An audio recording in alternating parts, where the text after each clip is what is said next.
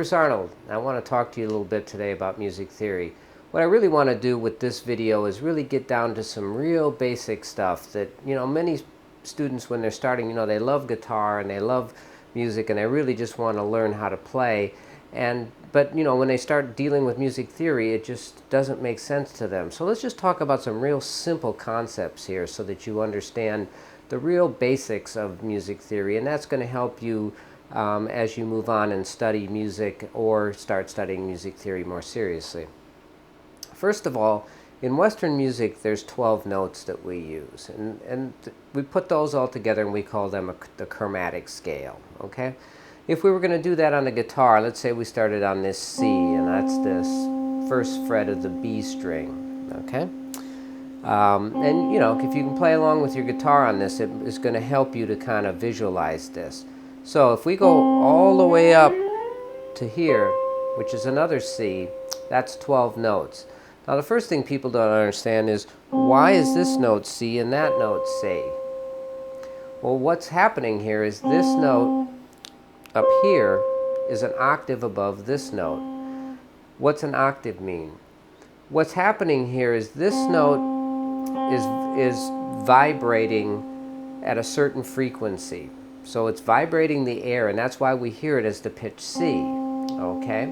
When we go up to this C, it's vibrating the air twice as fast, and our ears hear that as the same note because of the vibration has doubled.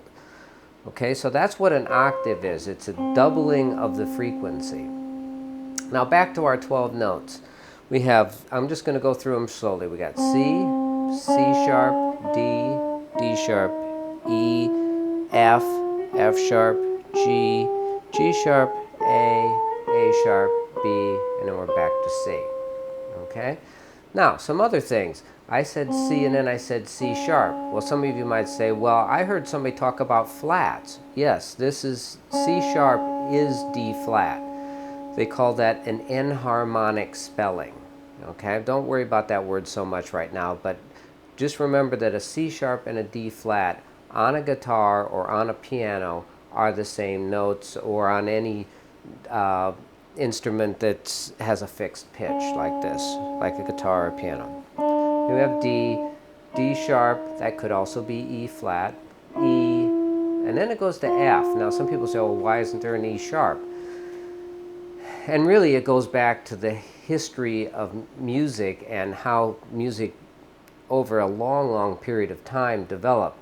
So you have all these inconsistencies, and this is one of the things you have to memorize, that is between an E and an F, there is no, you could call an F an E sharp, but let's not go there right now, because you can call all kinds of notes sharped or double flatted or double sharped. Don't worry yourself with that right now. Just remember that between E and F, there's no sharps or flats. That's just all that there is. Then there's F sharp, which could be G flat, G, G sharp, which also could be A flat, A sharp, which could also be B flat, B, and C. Now, on the guitar, each of these notes that I'm going to is a half step. So from C to C sharp is a half step. From C to D is a whole step. All right? So your frets are a half step apart. But if you move 2 frets, that's going to be a whole step. If you move 3 frets, that's going to be a minor third. 4 is going to be a major third. 5 is going to be a fourth. And so on and so on. They keep moving up. And those are called intervals. So between C and C sharp is a half step, and that's a half step interval. Okay? Now they also use other names to call these things. Like C to C sharp is also called a minor second. All right, and C to D is called a major second. So there's 2 different names that they give for these notes. Like this could be a flat 2, it could be a minor second, or it could be a half step interval. All right, so there's lots of different names, and that's one of the things I think that confuses people. So right now, don't worry about remembering all this stuff, but I think what you should do is just watch this video a few times, and at the end here I'll recommend some books to help you get started with learning music theory on the guitar. But let's just review now. What we've talked about here is that there's 12 notes in a chromatic scale. In Western music, we just use 12 notes. There are more notes, in other systems like the Indian music, you'll find 24 or more notes to use. But in Western music, we use 12. That the distance between each fret is a half step, all right? And that there's enharmonic spellings for notes, so C, you got C sharp, that could be C sharp or D flat. It's another thing to remember. And then the other thing to remember is that when you start moving to different notes, like C up to D, that's going to be called a certain interval, like a major second. All right, so there's other names that these notes will use. Now, how do we go about memorizing all this stuff? Well, one of the problems is that people think if they just go watch a bunch of videos or buy a couple books and just read about music theory, that somehow they now know it. And that's just not true. You need to work through different exercises so that you get to the point that it becomes a language for you. So the books that I would recommend are Music Theory Workbook for Guitar, Volume 1s and Volume 2.